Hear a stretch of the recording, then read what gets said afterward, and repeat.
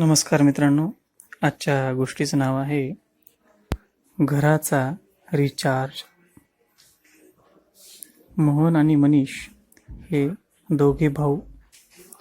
मोहन गावाकडे राहत होता आणि मनीष शहरात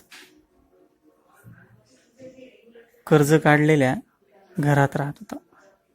मोहन गावच्या आपल्या वडिलोपार्जित घरात त्याचा संसार चाललेला होता.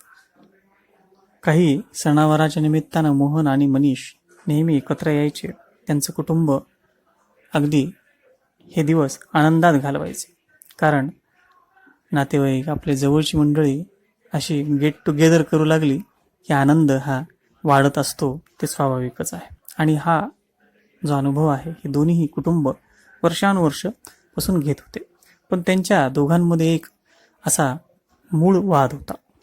तो म्हणजे मनीषचं सगळं व्यवस्थित चाललेलं आहे असा एक समज मोहनच्या मनात होता. कारण मोहनचं सगळं उदरनिर्वाहाचं साधन असं हातावर होतं.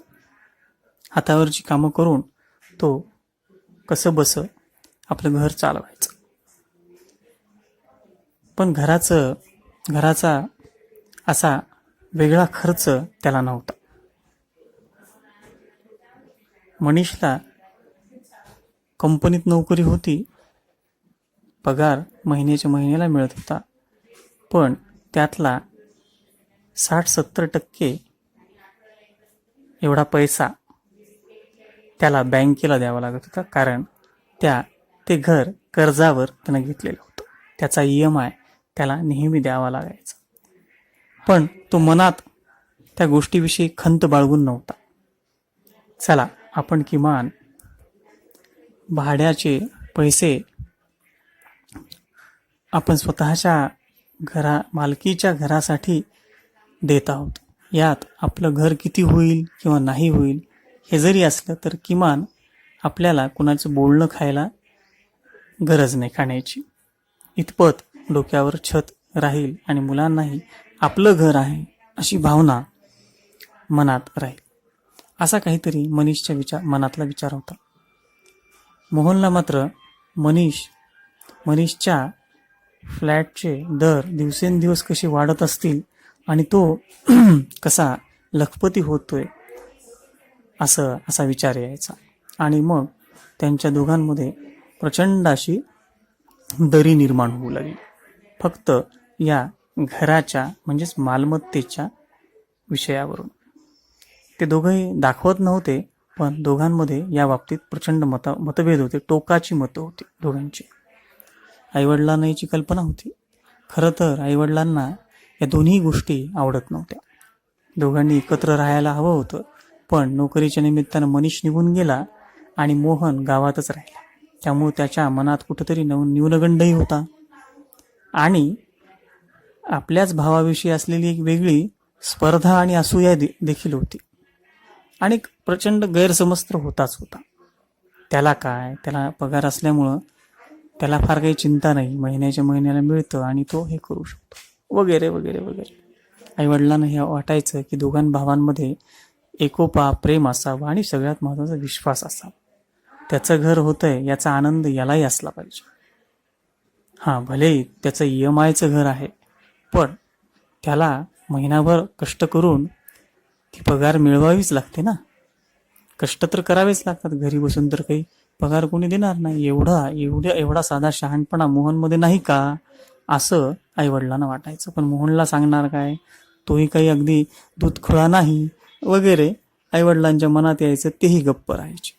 एके दिवशी मनीष बोलत होता आणि मनीषचं बोलणं मोहनच्या कानावर पडलं. तो फोनवरच वडिलांशी शहरातून बोलत होता.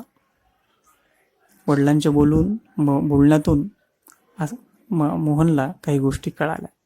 या महिन्याचा हप्ता त्याला काही वेळेवर देता आला नाही, कारण त्याची या महिन्यातली पगार थकलेली होती, म्हणून हप्ताही थकला. मग वडिलांकडूनच त्याने पैसे मागवण्याचं ठरवलेलं होतं, म्हणूनच त्यानं फोन केलेला होता.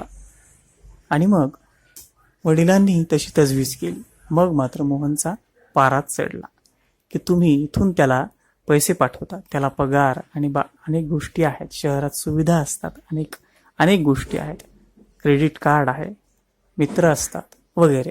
मग इथून मदत काय करायची गरज आहे? इथे मला रोजच्या गोष्टी जुळवता जुळवता नाकी न येत आहेत आणि तुम्ही तुमच्या रिटायरमेंटचे पैसे मात्र शहरात राहणाऱ्या अगदी आनंदात राहणाऱ्या मुलाला पाठवता. याला काहीच अर्थ नाही. हा तुझा भाव झाला. या विचारांनी त्याच्या मनात अगदी संताप निर्माण केला होता. आईवडिलांना आणखीच यामुळं दुःख झालं.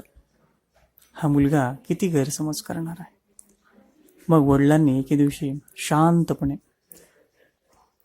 त्याला जवळ बोलवलं. अरे मोहन, जरा बस. हे बघ, आता मला तर तुमच्या या व्यवहारातल्या गोष्टी फारशा काही कळत नाहीत, पण मला जीवनानं जे शिकवलं ते थोडंसं मला सांगायची इच्छा आहे. ना मी कोणाची बाजू घेतोय, ना मी कोणाचं समर्थन करतोय. मला फक्त तुला एवढंच सांगायचं की राजा, हे बघ, हा मोबाईल आहे आणि या मोबाईलचा आपण रिचार्ज करतो की नाही? रिचार्ज केलं तर तो मोबाईल आणि तो मोबाईल क्रमांक आपल्या नावावर असतो.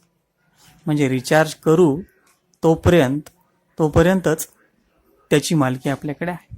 तसंच मनीषच्या घराचं आहे रे राजा. त्यानं त्याच्या घराचं रिचार्ज केलं तोवर त्याचं घर.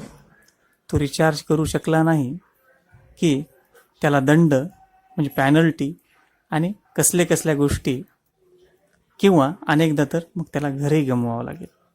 तो अर्थातच पुन्हा त्याला भाड्याच्या खोलीत यावं लागेल. तुला आवडेल का? रुचेल का? वडील बोलत होते.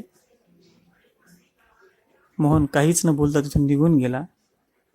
2 दिवसानंतर पुन्हा तो वडिलांजवळ आला आणि म्हणाला, बाबा, मी विचार केला तुमच्या बोलण्याचा, कारण माझा तुमच्या बोलण्यावर विश्वास. मी अजून काही वाया गेलो नाही बरं बाबा.